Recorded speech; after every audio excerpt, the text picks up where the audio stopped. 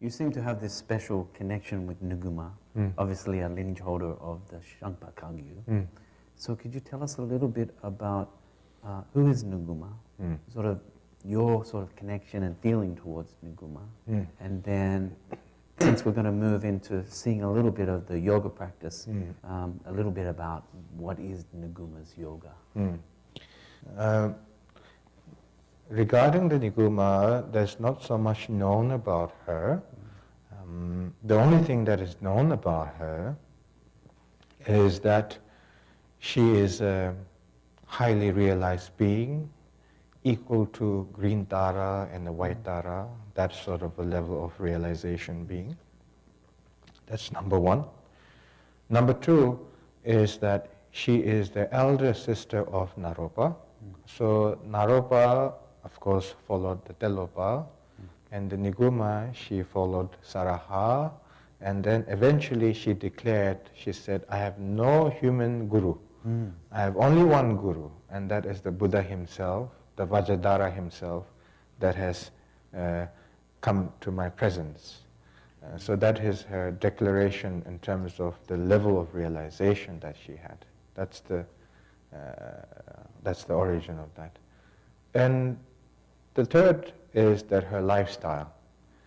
She is known as a Khandroma, but many people nowadays, when they think about the Khandroma, they think it's something to do with the consort, And that is a wrong misunderstanding, because being a Khandroma has nothing to do with being a consort.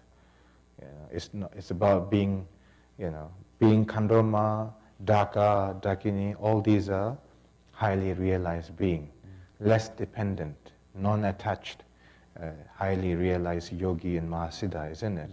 So she lived very much in the wild, and when she met Bonanjo, and Chumponanjo was directed to that forest because of the other great masters in Bodhigaya at that time. And when they first met, and then Niguma said, what are you doing here? I'm a cannibalist. I'm going to eat you alive. Yeah. And my friends are going to come. They're going to definitely eat you alive. So you should run away.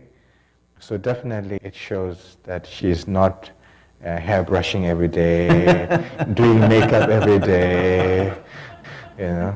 Definitely she's not in that yoga pant or anything like that.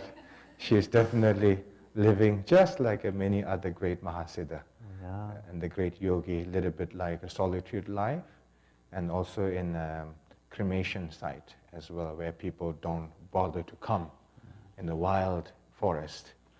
And my relation to the Niguma is, of course, it goes all the way back to previous Kalorum and the previous Kalorum Rinpoche with the previous Siddha Rinpoche, and then goes all the way back to the first Jamgon Kongtrul Lodro Taye and the Taranatha and all that teachings and the transmission that is passed down to me over the time. So that is my relation in terms of the empowerment. But from my heart connection was in the retreat. When I read the biography, when I actually practiced, that was the time that I told myself I'm going to uphold this lineage and bring it back alive and make it, maintain as it should, as one of the Buddhist branch in terms of the lineage and the practice and the yoga and so on. So that's that. Very nice. Thank you, Rinpoche. You're welcome. And you said in retreat you had a sort of, that those practices came easy for you in a way compared to other practices, right? Yes, practices. So there's some connection. Yes, I basically became a nationalist right wing. So I read the biography, but all the other practice that I did in the Niguma, especially I like very much her teachings, because the way she expressed her teaching is so much loving, so much caring, almost knowing that you are going to read that, that sense of presence. Because there's so many other different figures who just write things. There's no sense of personality in it. There's no sense of heart-to-heart connection to it.